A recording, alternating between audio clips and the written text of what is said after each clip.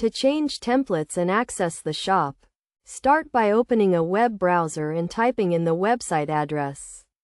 From the search results, click on the link to access the website.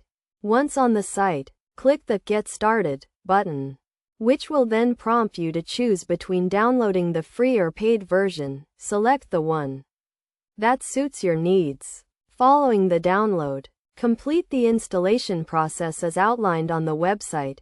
Upon installation, you will be taken to a dashboard with various sections, including Sell, Improve, and Configure.